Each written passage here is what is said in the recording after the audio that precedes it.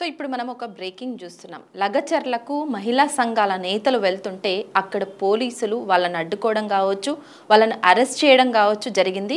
So వాళ్ళ ఏంటంటే అక్కడ లగచర్లలో జరిగినటువంటి సంఘటనలో మహిళల మీద దాడులు, లైంగిక దాడి వివరాల సేకరణకు వెళ్ళినటువంటి మహిళా సంఘాల నేతలను మధ్యలోనే అంటే బోమ్రాస్పేట మండలం తుంకిమెట్ల వద్ద పోలీసులు వాళ్ళని అడ్డుకున్నారు. అట్లాగే పోలీసులకు అట్లాగే ఆ మహిళా సంఘాల జేఏసీ మహిళలకు కూడా అంటే సంఘాల నాయకులకు కూడా అక్కడ వాగ్వివాదం చాలా వరకు చోటు చేసుకుంది. సో వాళ్ళకు ఇరు వర్గాల మధ్య వాగ్వాదం నడవడము, అట్లాగే పోలీసుల తీరు పట్ల ఆ మహిళా సంఘాల జేఏసీ నేతలు కూడా తీవ్ర ఆగ్రహం వ్యక్తం చేశారు. సో కంప్లీట్గా అసలు ఫ్యాక్ట్ పెండింగ్కు వెళ్తుంటే ఎందుకు ఆపుతున్నారు, నిజంగా నిజాలు తెలుసుకోవాలి, అక్కడ మహిళలపై లైంగిక దాడుల వివరాల సేకరణకు ఎందుకు అక్కడి పోలీసులు అనుమతించడం లేదు, ప్రభుత్వం ఎందుకు వీళ్ళకి ఇలాంటి ఆదేశాలను జారీ చేసింది, వీళ్ళు గ్రౌండ్ లెవెల్లో ఉన్నటువంటి ప్రభుత్వ అధికారులు కావచ్చు లేదంటే అక్కడ ఉన్నటువంటి పోలీసులు కావచ్చు ఎందుకు వీటన్నిటిని కూడా ఫాలో అవుతున్నారు అంటే లగచర్ల గ్రామానికి ఒక మీడియాని అనుమతించట్లేదు, అట్లాగే అక్కడ వాళ్ళని పరామర్శించడానికి ఎవరైనా ప్రతిపక్ష నాయకులు వెళ్తున్నా అక్కడ ఎవరిని అనుమతించట్లేదు. ఈవెన్ November 14th నుంచి కూడా అక్కడ 144 సెక్షన్ అమల్లోకి వచ్చింది. సో ఆ రోజు అర్ధరాత్రి ఏం జరిగింది, అసలు పోలీసుల ప్రవర్తన తీరు ఏ విధంగా ఉంది, ఇది అంతా వివరాలు అంటే అక్కడ ఉన్నటువంటి గిరిజన తాండా మహిళలందరూ కూడా తమ ఆ రోజు పోలీసులు వచ్చి వ్యవహరించిన తీరు పట్ల చాలా ఆగ్రహం వ్యక్తం చేశారు. సో మా ఇళ్లలోకి వచ్చి తలుపులు పగలగొట్టి రాత్రికి రాత్రి అక్కడ ఉన్నటువంటి కరెంటు కంప్లీట్గా కట్ చేయడం కావచ్చు, లేదంటే ఇంటర్నెట్ కనెక్షన్స్ కట్ చేయడం కావచ్చు, ఫోన్లు కలవకుండా కంప్లీట్గా కనెక్షన్స్ కట్ అయ్యే విధంగా అక్కడ ఒక అసలు నిజంగా లగచర్ల అనేది ఏదన్నా నిషేధిత ప్రాంతమా అన్నట్టు ఆ November 11 నుంచి అట్లాగే అక్కడ ఉంది. ఎందుకంటే ఒక మీడియాను అలౌ చేయట్లేదు, 144 సెక్షన్ పెట్టడం కావచ్చు, వాళ్ళని ఎవరైనా ప్రతిపక్ష నాయకులు పరామర్శించడానికి వెళ్తున్నా కూడా వాళ్ళని కూడా నిర్బంధాలు అరెస్టులు చేయడం కావచ్చు, ఇవన్నీ కూడా చోటు చేసుకుంటూ వస్తున్నాయి. నిన్న జాతీయ ఎస్టీ కమిషన్ సెక్రటరీ హుస్సేన్ గారు కూడా వెళ్ళారు. అక్కడ మహిళలతోటి ఆ 5 గ్రామాల మహిళలతోటి లగచర్ల కావచ్చు, ఈ గ్రామాలకు సంబంధించిన సహగ్రామాలకు సంబంధించిన మహిళలందరినీ కూర్చోబెట్టుకొని ఆయన అక్కడ ఆ రోజు రాత్రి జరిగినటువంటి వివరాలు కావచ్చు, పోలీసులు వ్యవహరించిన తీరు పట్ల ఆయన మాట్లాడడం కావచ్చు, ఇవన్నీ కూడా జరిగాయి. సో ఓవరాల్గా చూసుకుంటే సో నిన్న చాలా ఆగ్రహంగా ఉంది ఎస్టీ కమిషన్ అని చెప్పొచ్చు. వాళ్ళ మీద కంప్లీట్గా వాళ్ళ విషయంలో కొంత అసహనం వ్యక్తం చేసింది. అసలు చట్టపరంగా మీరు వ్యవహరించాలి తప్ప చట్టానికి వ్యతిరేకంగా వ్యవహరించడం కానీ లేదంటే అక్కడ ఉన్నటువంటి గిరిజన ప్రాంత మహిళల మీద మీరు ఈ రకంగా ప్రవర్తించడం కానీ అసలు చట్టరీత్యా నేరము, అట్లాగే కఠిన చర్యలు ఉంటాయన్న ఒక అల్టిమేటం కూడా జారీ చేసినటువంటి సిచ్యువేషన్ అయితే నెలకొంది. అట్లాగే ఇక్కడ ఉన్నటువంటి ఫార్మా బాధిత కుటుంబాలందరూ కూడా ఢిల్లీకి వెళ్ళడం జరిగింది. ఢిల్లీ లెవెల్లో వెళ్ళి జాతీయ ఎస్టీ కమిషన్ చైర్మన్ని కావచ్చు లేదంటే మానవ హక్కుల కమిషన్ని కావచ్చు బీఆర్ఎస్ పార్టీ అండగా ఉండి వాళ్ళను ఢిల్లీ వరకు తీసుకెళ్లారు. ఎందుకంటే వాళ్ళ పోరాటం మామూలుది కాదు, పొట్ట చేత పట్టుకొని వాళ్ళకున్నటువంటి పొలాలను ఫార్మా కంపెనీ పేరుతో లాక్కుంటున్నారు, గుంజుకుంటున్నారు, బెదిరిస్తున్నారు, అక్రమ అరెస్టులు చేస్తున్నారు, అంతేకాకుండా మహిళల మీద లైంగిక దాడులు కూడా చేస్తున్నారన్న విషయాలు నిజంగా ఢిల్లీ వరకు అయితే నిన్నటి చేరుకుంది. అట్లాగే ఈరోజు చూసుకుంటే రాష్ట్రపతి ద్రౌపది ముర్మును కూడా వాళ్ళు అపాయింట్మెంట్ కోరారు. సో అక్కడ ఉన్నటువంటి బయట ఉన్నటువంటి సిబ్బందికి వాళ్ళ దగ్గర ఉన్నటువంటి వివరాలు ఆధారాలతో సహా ఇవ్వడం కావచ్చు, లేదంటే ఈరోజు రాష్ట్రపతిని కలవకుండా మేము అక్కడి నుంచి వచ్చేదే లేదన్న ఒక ముక్త కంఠంతోనైతే అక్కడికి వెళ్ళినటువంటి ఫార్మా బాధిత కుటుంబ సభ్యులు అందరూ కూడా ఉన్నారు. వీళ్ళందరికీ కూడా బీఆర్ఎస్ పార్టీ అండగా నిలిచింది.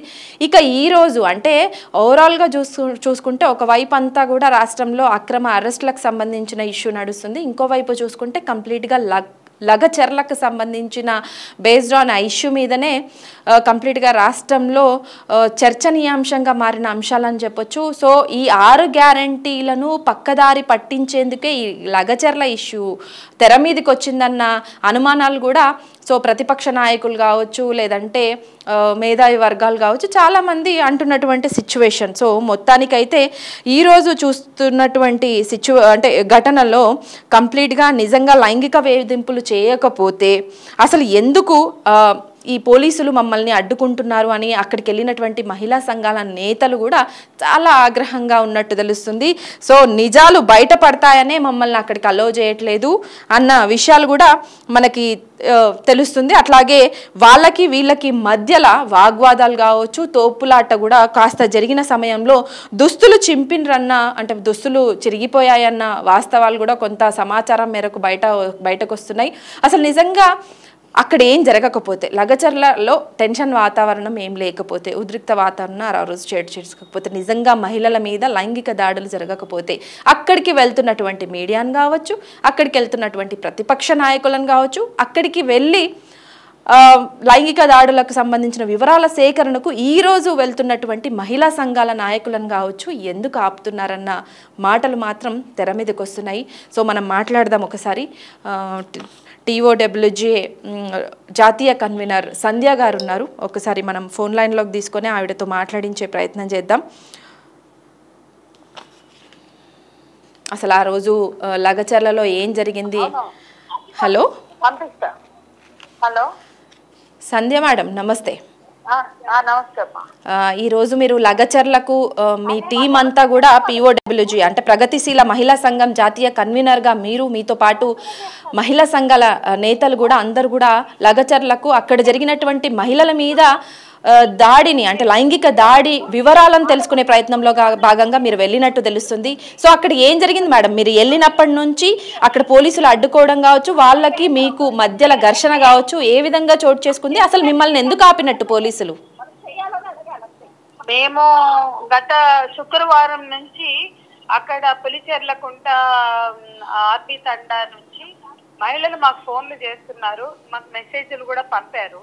వాళ్ళు మమ్మల్ని కోరింది ఏంటంటే, ఇక్కడ మా భూములు ఇవ్వమని మేము 9 నెలలుగా పోరాడుతున్నాము, మా భూములు ఇవ్వమని మా మీద ఒత్తిడి తీసుకొస్తున్న క్రమంలో ఇక్కడ కలెక్టర్ గారికి ఇక్కడ స్థానికంగా ఏదో ఘర్షణలు జరిగితే ఆ నేపథ్యంలో మా మీద పోలీసులు దాడి చేస్తున్నారు, మా భర్తల్ని మా అన్నదమ్ముల్ని అరెస్ట్ చేశారు, తలుపులు పగలగొట్టి మా ఇళ్లలోకి బలవంతంగా వచ్చి మమ్మల్ని దుర్భాషలాడుతున్నారు, మా మీద చేయి చేసుకుంటున్నారు, జులుం ప్రయోగిస్తున్నారు, మీరు ఒకసారి రండి అని మమ్మల్ని పిలిచారు.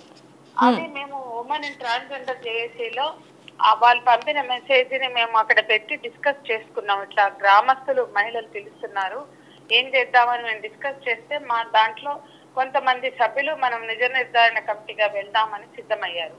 సో ప్రొఫెసర్ పద్మజా షా గారు, సిస్టర్ లిజీ గారు, జర్నలిస్ట్ అజయ గారు, చైతన్య మహిళా సంఘం జ్యోతి, పిఓడబ్ల్యూ ఝాన్సీ గారు, అనసూయ గారు, నేను, స్థానికంగా వికారాబాద్ పిఓడబ్ల్యూ నుంచి గీత, మేము 8 మంది సభ్యులం 2 కార్లలో వెళ్ళాం.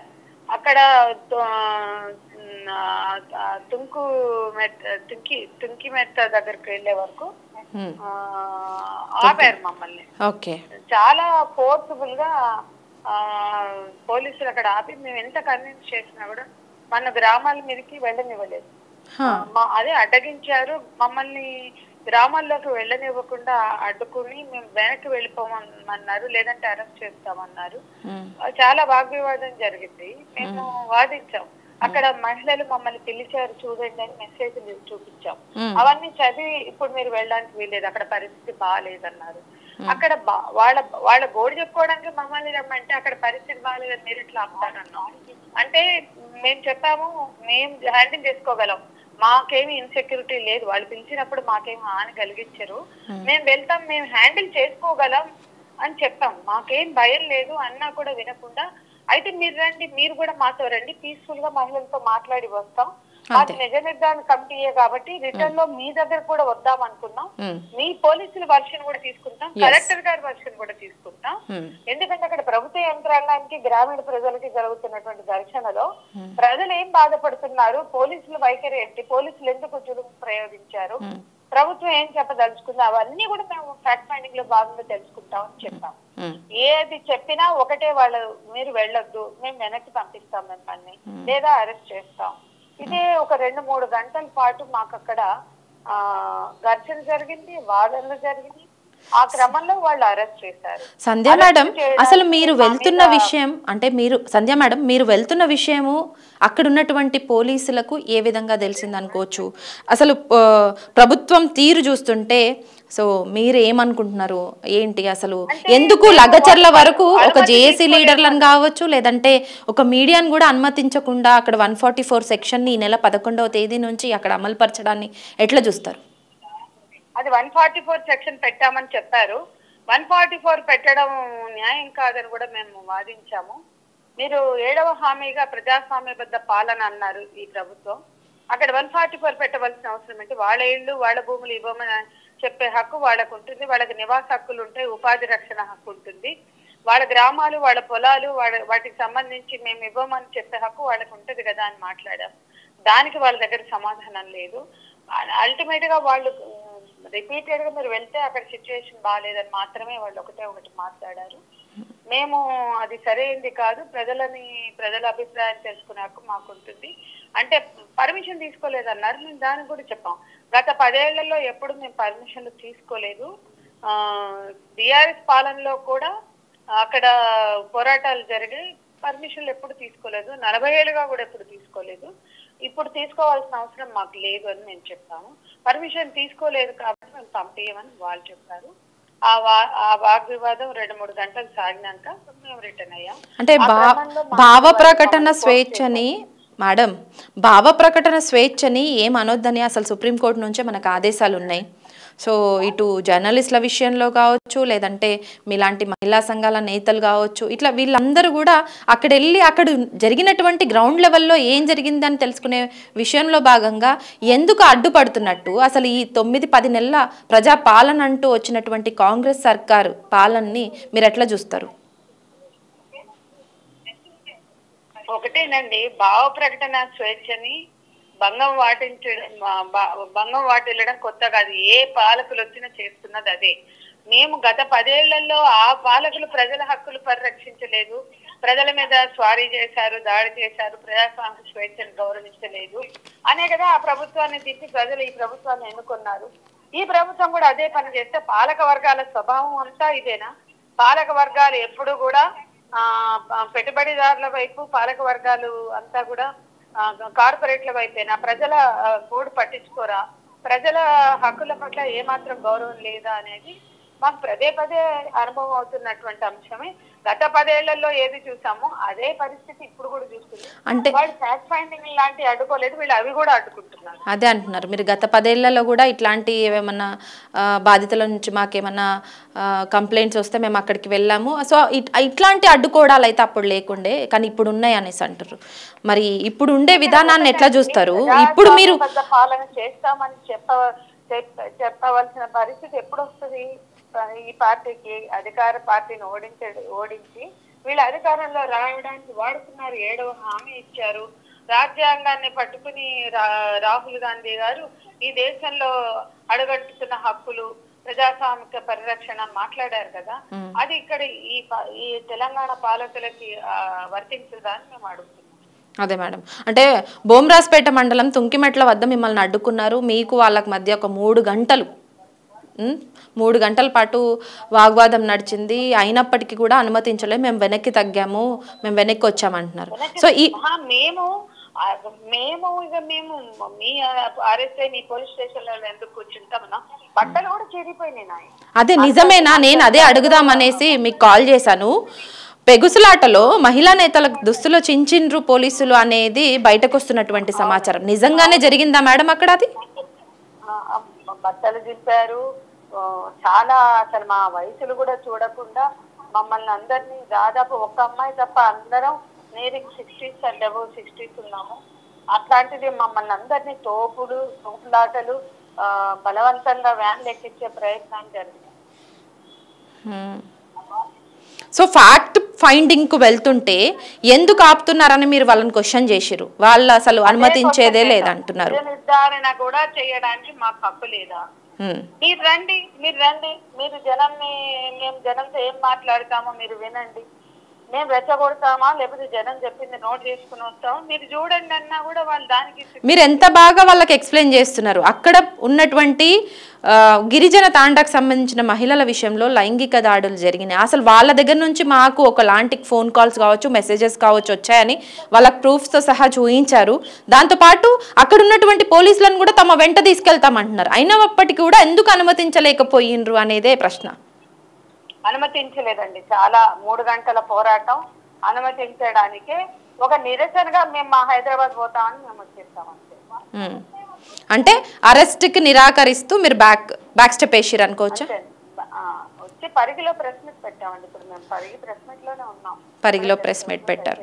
సో ఈ ప్రెస్ మీట్ ద్వారా మీరు ఇప్పుడున్నటువంటి రాష్ట్ర ప్రజలకు లేదంటే ప్రభుత్వాధికారులకు సీఎం రేవంత్ రెడ్డికి ఏం చెప్పదలుచుకున్నారు? ఎందుకంటే మాట్లాడినా మీరు ఎన్ని రకాలుగా వాళ్ళని ఒప్పించే ప్రయత్నం చేసినా కూడా ఒప్పుకోని వైనం అక్కడ కనబడింది.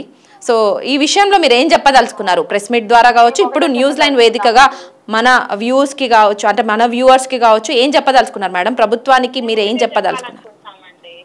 పోరాడి తెచ్చుకున్న తెలంగాణలో ప్రజల హక్కులకి భద్రత లేనప్పుడు, హక్కుల పట్ల గౌరవం లేనప్పుడు, స్వేచ్ఛ లేనప్పుడు పోరాడి తెచ్చుకున్న తెలంగాణ ప్రభుత్వాన్ని మేము పోరాటం చేయకుండా ఆ పాలకుల హయాంలో గత 10 ఏళ్లలో ప్రజల మీద దాడి జరిగిన, స్వారీ జరిగిన, పోడు భూముల హక్కుల కోసం పోరాటం జరిగిన అన్నిట్లలో మేము భాగం తీసుకున్నాం, మేము పోరాడాం. అదే క్రమంలో ఇప్పుడు ఈ వచ్చిన ప్రభుత్వం ఇటు మూసి కావచ్చు, అటు దామగుండం కావచ్చు, ఇవాళ ఫార్మాసిటీ లగచర్ల ప్రాంతంలో ఫార్మాసిటీ భూములకు సంబంధించి కావచ్చు, ప్రజల పక్షాన నిలబడి పోరాడే సంఘాలుగా, వ్యక్తులుగా, సంస్థలుగా మేము గత 10 ఏళ్ళు ఎట్లా అయితే ప్రజల వాయిస్ ని ఎత్తిపట్టి పనిచేసామో, ప్రజల హక్కుల కోసం పనిచేసామో, ఇప్పుడు కూడా అదే మాట్లాడుతున్నాం. కానీ ఆ పాలకుల తరహాలోనే ఈ పాలకులు కూడా పోతామంటే, వీళ్ళు మరింతగా నిర్బంధానికి గురి చేస్తామంటే సహించేది లేదు అనేది కూడా చెప్తాను. సో నిజాలు బయటపడతాయనే వెళ్ళనీయడం లేదన్న వాదన ఒకటి బలంగా వినపడుతుంది. మీరేమంటారు మేడం? వచ్చాం ఇవాళ మహిళలు మాకు చాలా విషయాలు చెప్పారు, కానీ మీరు అలౌ చేయటం లేదంటే వాళ్ళు చెప్పేవన్నీ వాస్తవాలని మేము ఇక్కడ మిమ్మల్ని అడ్డుకోవడం ద్వారానే మేము వాటిని నిర్ధారణకు వచ్చాం. మిమ్మల్ని వెళ్ళనీయలేదు కాబట్టి పోలీసులు మా పట్ల ఇలా ప్రవర్తించారని మహిళలు చెప్పింది అది వాస్తవంగా మేము కూడా భావిస్తున్నామని ప్రకటించే వచ్చాం. అక్కడ ప్రకటించాం, ఇక్కడ పరిగిలో కూడా ప్రెస్ మీట్ పెట్టి అదే చెప్తారు. సో మహిళల మీద లైంగిక దాడి వివరాల సేకరణకు మీరు వెళ్ళినరు, అక్కడికి పోలీసులు అడ్డుకున్నారు, అక్కడికి పోనీయలేదు. 3 గంటల వాగ్వాదం తర్వాత మీరు మళ్ళీ అరెస్ట్ కావడం ఇష్టం లేక బ్యాక్ స్టెప్ వేసిరు అంటారు కదా. సో ఈ వివరాల సేకరణలో భాగంగా నిజాలు బయటపడతాయనే అక్కడ పోలీసులు అడ్డుకుంటున్నారని ఆ వివరాల సేకరణలో రాస్తారా ఏంటి? నెక్స్ట్ ఫర్దర్ గా మీ ఫైట్ ఎట్లా ఉండబోతుంది? మేము మమ్మల్ని ఎవరిని కలవకుండా చేస్తారు కాబట్టి మా దృష్టికి వచ్చిన అంశాలన్నీ వాస్తవాలని భావిస్తున్నాం. మీకు ఫోన్ చేసి కావచ్చు, మెసేజ్ల రూపంలో కావచ్చు, అక్కడ ఉన్నటువంటి మహిళలందరూ వాళ్ళ మీద జరిగినటువంటి లైంగిక దాడులను ఎట్లా చెప్పుకున్నారు మేడం? వాళ్ళు చెప్పారు, తిట్లు తిట్టారు, తలుపులు పగలగొట్టారు, ఇంట్లో మగపిల్లలు లేరు అన్నా కూడా బలవంతంగా వచ్చి చూశారు, మేము అడ్డుకున్నందుకు మా మీద దురుసుగా ప్రవర్తించారు, కొన్నిసార్లు దుర్భాషలు ఆడారు, అవన్నీ చెప్తున్నారు వాళ్ళు. సో మొత్తంగా వాళ్ళు చెప్పారు కాబట్టి తెలుసుకోవడానికి వచ్చాము. సో ప్రభుత్వ తీరు విషయంలో మీరు లాస్ట్గా ఒక మాట చెప్పాలంటే ఏం చెప్తారు? ఫర్దర్గా మీ ఫైట్ ఎవరితో కలిసి ముందుకు వెళ్ళాలనుకుంటున్నారు ఏంటి? మేము స్థానిక బాధితుల పక్షాన నిలబడి పనిచేయడానికి, లేదా వాళ్ళు మా మద్దతు కోరారు కాబట్టి మా మద్దతును ఎక్స్ప్రెస్ చేయడానికి ఎప్పుడూ సిద్ధమే. సో కేవలం అనుమానాల రీత్యానే మా ఇంట్లో ఉన్నటువంటి మగపిల్లలను అందరినీ తీసుకెళ్ళి అక్రమ అరెస్టులు చేసిర్రు, మా వాళ్ళు ఎక్కడున్నారో తెలియదు, ఒక ముసలామెను అయితే నా మన్మడు పోయిండు అనేసి నా మన్మడిని తీసుకుపోయారు, అమాయకంగా ఉన్నాడు, అసలు వ్యవసాయం చేసుకుంటాడు, అట్లా 80 మందిని. సో ఒక ఆవిడనైతే గర్భవతి, అందులో అమ్మాయి జ్యోతి అనే అమ్మాయి గర్భవతి, ఆమె భర్తను అరెస్ట్ చేశారు. తనని అరెస్ట్ చేశారు. చెప్తున్నారు. మా భర్తలు భూములు రక్షించుకోవడం కోసం, ఇల్లు రక్షించుకోవడం కోసం ధర్నాలు చేయడం తప్ప, లేదా మా దగ్గరకు వచ్చిన అధికారులకు భూములు ఇవ్వమని చెప్పడం తప్ప, ఎందుకు ఇంత అసహనం? మా మీద ఎందుకు దాడి? మా ఆడవాళ్ళ మీద ఎందుకు పడుతున్నారు అని వాళ్ళు.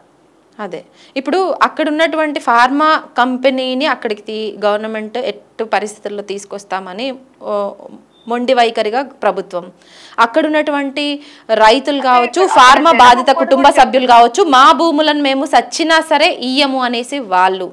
సో ఎట్టి పరిస్థితుల్లో ఇయ్యమంటున్నారు కదా మేడం, వాళ్ళు చెప్తున్నారు. అంటే వీళ్ళకి నిజంగా ఇప్పుడు వాళ్ళని భయపట్టించే విషయంలో ఇదంతా ఈ భయభ్రాంతులకు గురి చేయడానికే ఈ అక్రమ అరెస్ట్లు అనుకోవచ్చా? వాళ్ళకి సంబంధించి ఈ మహిళల మీద లైంగిక దాడులు కూడా దానికే అనుకోవచ్చా? So end of the day మీరు ఏం చెప్పదలుచుకున్నారు? భయభ్రాంతులకు గురి చేసి రైతుల దగ్గర నుంచి వాళ్ళ భూములను గుంజుకోవచ్చు అంటారా? భయభ్రాంతులకు గురి చేయడంలో భాగమే ఇదంతా కూడా టెర్రరైజ్ చేసి. ఎందుకంటే వాళ్ళు చెప్తున్నారు, సీఎం తమ్ముడు తిరుపతి రెడ్డి ఈ ఫార్మాసిటీల వెనుక ఉన్నాడు కాబట్టి వీళ్ళు, ఇది సీఎం నియోజకవర్గం కొడంగల్, ఆ కొడంగల్ నియోజకవర్గంలో సీఎం వాళ్ళ ప్రయోజనాలు లేదా వాళ్ళ కుటుంబ వాళ్ళ వర్గ ప్రయోజనాల కోసం ఇదంతా చేస్తున్నారు, కానీ మా గోడు పట్టించుకోవట్లేదు. పాలకులు ఎవరైనా కూడా అభివృద్ధి అనే ఒక అభివృద్ధి జపంతో జనాన్ని పట్టించుకోకుండా, జనం గోడు వినకుండా ఈ రకంగా భూములను గుంజుకోవాలని చేసే ప్రయత్నం కరెక్ట్ కాదని నేను చివరిగా చెప్పదచ్చు. అసలు ఫార్మాసిటీ విషయంలో ప్రభుత్వం ఇంత మొండిగా ఎందుకు వ్యవహరిస్తుంది అనుకుంటున్నారు సంధ్య మేడం? గత పాలకులు అదే చేస్తారు, ఇప్పుడు వీళ్ళు కూడా అదే చేస్తున్నారు. పాలకులు ఎప్పుడు పెట్టుబడిదారుల ప్రయోజనాలు చూసుకుంటున్నారు కానీ ప్రజల ప్రయోజనాలు చూసుకోవట్లేదు. సో అక్కడ ఉన్నటువంటి బాధితులు హైదరాబాద్కి వచ్చి ప్రెస్ క్లబ్లో ప్రెస్ మీట్ పెట్టడం కావచ్చు, సో ఢిల్లీ లెవెల్లోకి వెళ్ళి ఒక బీఆర్ఎస్ అంటే ప్రతిపక్ష నాయకుల అండగా ఢిల్లీ వరకు వెళ్ళి ఎస్సీ ఎస్టీ కమిషన్ని కలవడం కావచ్చు, లేదంటే మానవ హక్కుల కమిషన్ని కూడా కలిశారు, వినతి పత్రాలు ఇచ్చారు, ఫిర్యాదులు చేసిండ్రు, ఇదంతా అయిపోయింది. ఈరోజు రాష్ట్రపతి ముర్మును కూడా కలవడానికి వెళ్ళిండ్రు, ఆమె అపాయింట్మెంట్ దొరికే వరకు కూడా అక్కడికి నుంచి రామంటున్నారు. వీళ్ళ పోరాటం చాలా ఉధృతంగానే సాగుతుంది అనుకోవచ్చు. ఎందుకంటే అక్కడున్న తాండావాసులు ఎవరికి చదువు రాదు, ఎవరితో ఎట్లా మాట్లాడాలో కూడా తెలియదు. అయినప్పటికీ కూడా వాళ్ళ బాధను వాళ్ళ సమస్యలని చెప్పుకునే విధంగా ఢిల్లీ వరకు వెళ్ళిండ్రు.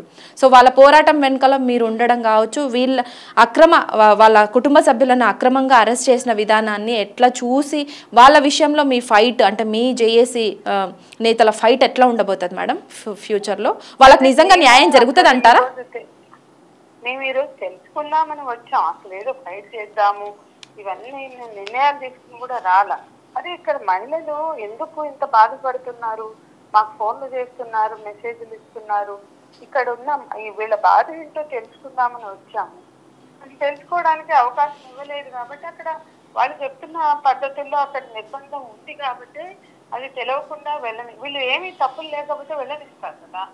వీళ్ళ తప్పు ఉన్నది లేదా అక్కడ నిర్బంధం ప్రయోగం జరుగుతోంది కాబట్టి వెళ్ళనివ్వడం లేదు అనే స్పష్టత మాకు వచ్చింది. ఇక దీని మీద మేము డిస్కస్ చేసుకుని వాళ్ళ న్యాయమైన పోరాటానికి అండగా ఉండడానికి ఏం చేయాలనేది మేము కూడా ఆలోచిస్తాం. సో అక్కడికి మీడియాను అలో చేస్తలేరు, ప్రతిపక్ష నాయకులను అరెస్ట్ చేయట్లేదు, అక్కడికి ఎవరు వెళ్ళినా కూడా అక్రమ అరెస్ట్లే కనబడుతున్నాయి. సో ఇప్పుడు మీరు వెళ్ళినా కూడా మీరు కళ్ళారా చూసిండ్రు. సో 3 గంటల వాగ్వాదం తర్వాత మీరు మళ్ళీ వెనక్కి రావడం, సో అంటే వాళ్ళ దగ్గరికి ఇంకెవరం పోవద్దు, మాట్లాడొద్దు, ఇంకా అక్కడ 144 సెక్షనే లేదంటే ఫార్మాసిటీ పెట్టి హైదరాబాద్ లెవెల్లో డెవలప్ చేస్తా అన్న సీఎం రేవంత్ రెడ్డి మాటల మీదనే నిలబడతాడంటారా? లేదంటే ఇక్కడ ఉన్నటువంటి బాధిత కుటుంబ సభ్యులకు కోరుకుంటే మీరు చేయాలి కానీ డెవలప్మెంట్ జనం కోరుకోకుండా డెవలప్మెంట్ చేయడం ఏంటి? అసలు అభివృద్ధి అంటే అభివృద్ధిలో జనం భాగం, ప్రజల భాగస్వామ్యంతో జరిగేది అభివృద్ధి. ప్రజలను బయటకు నెట్టేసి గెంటేసి చేసేది అభివృద్ధి కాదు విధ్వంసం. సో అక్కడున్న బాధితులు అక్కడున్న వాళ్ళందరూ కూడా ఓటేస్తే గెలిస్తే ఎమ్మెల్యే అయినటువంటి వ్యక్తి ఇప్పుడు సీఎంగా ఉండి అక్కడ ఉన్నటువంటి బాధిత కుటుంబాలని ఎందుకు కలవలేకపోతున్నారు? వాళ్ళని ఎందుకు ఒప్పించి మెప్పించి అక్కడ ఉన్నటువంటి భూములను ఎందుకు తీసుకోలేకపోతున్నారు? పోనీ అదండి, సీఎం రేవంత్ రెడ్డి గారిని వాళ్ళు స్వయంగా ఓట్లేసి గెలిపించి ఆయన గెలుపుని 6 గంటలు 7 గంటలు డీజేలు పెట్టి సంబరాలు చేసుకుని సెలబ్రేట్ చేసుకున్నారట. ఆ ప్రజలు మాకు చెప్తున్నారు, ఇక్కడ ఎక్కడైతే ఆపామో అక్కడ ప్రజలు పరిగెత్తుకొచ్చారు. వాళ్ళు చెప్తున్నారు, మేము సెలబ్రేట్ చేసుకున్నాం 6-7 గంటలు డీజిల్ పెట్టి సీఎం రేవంత్ రెడ్డి గెలిచినాక. అంటే ఈ సంబరంగా ఈయన గెలుపుని సంబరాలుగా చేసుకున్న ప్రజలకి బహుమతి ఇచ్చినట్లు ఈ రకంగా వాళ్ళ మీద జులుం చేసి దాడి చేసి ఇది విధ్వంసం. మాకు జరిగేది అభివృద్ధి కాదు. మేము పోలేపల్లి చూసి వచ్చాము. గతంలో పోలేపల్లి సజ్జకి అరవిందోకి ఇస్తే మొత్తం భూములు కోల్పోయి ఆవాసాలు నివాసాలు జీవనోపాధి కోల్పోయి పుట్టే పిల్లలు అంగవైకల్యాలతో పుడుతున్నారు అని వాళ్ళందరూ వాపోతున్నారు. అసలు మిమ్మల్ని అడ్డుకున్న తీరు విజువల్స్ లో చూస్తుంటే కూడా అక్కడ ఇంకా ఏమి చదువుకొని అమాయక ప్రజల మీదనే ఆ రకంగా ఉంటే వాళ్ళ మీద దాడులు. సో ఈ రోజు మిమ్మల్ని అడ్డుకున్న తీరు విజువల్స్ లో చూస్తుంటే నిజంగా అసలు దారుణంగా ఉంది. అసలు ఏమన్నా అది నిషేధిత ప్రాంతమా? లక్కచర్ల అనేది కొడంగల్ అంటే మనం వెళ్ళొద్దంటారా అక్కడికి? ఏంటి అసలు వికారాబాద్ జిల్లా ఏం జరుగుతుంది వికారాబాద్ జిల్లాలో? కల్లవలస ప్రాంతము నిషేధిత ప్రాంతము వాళ్ళకి తెలియాలి. అసలు మేము ఆశ్చర్యపోతుంది, నాకు షాకు. ఏమంటున్నారు మేడం మీ సహా నేతలు అందరూ కూడా ఏమంటున్నారు? మీతో మీరు కలిసి మాట్లాడుకున్న మాటలు ఏంటి ఇప్పుడు ఆఫ్టర్ మిమ్మల్ని అడ్డుకునడం కావచ్చు, లేదంటే మీ మీద మీ డ్రెస్సులు సైతం చిరగడం కావచ్చు, ఇదంతా ఈ విషయంలో మీరు తర్వాత ఫర్దర్గా ఏం మాట్లాడుకున్నారు వచ్చిన తర్వాత? మా సహచరులు ఇంకా దాదాపు ఉన్నాం, పరిగిలోనే ఉన్నారు. అదే ఏమనుకుంటున్నారు అసలు? ఏంటి పోలీసులు ఇంత దారుణంగా వ్యవహరిస్తున్నారంటే ఒక దమనకాండ ఏంటి అసలు? అంటే ఇది గవర్నమెంట్ నుంచి ఆదేశాలు వస్తే తప్ప పోలీసులు ఈ రేంజ్ లో వ్యవహరించరు. సో ఎందుకు పోలీసులు ఇంత కక్షగట్టి? మేము అదే చెప్తాం, మీరు అక్కడ ఉన్న CI Sridhar Reddy, ACP DSP Srinivasarao కాదు, మేము ఈ ప్రభుత్వానికి సంబంధించిన వైఖరిగాను పరిగణలోకి తీసుకుంటాం, దీన్ని నిరసిస్తున్నామని చెప్పి వచ్చేసాం. Okay madam. సో ఓవరాల్గా అయితే మీరు అక్కడ జరుగుతున్నటువంటి వాతావరణాన్ని, అక్కడ ఉన్నటువంటి అడ్డుకోవడాన్ని, ఇవన్నిటిని ఖండిస్తున్నారు. సో అక్కడ బాధిత కుటుంబ సభ్యులకు న్యాయం జరిగే వరకు కూడా మీరు వాళ్ళ వెంట ఉంటారని చెప్తున్నారు. Thank you madam, thank you so much.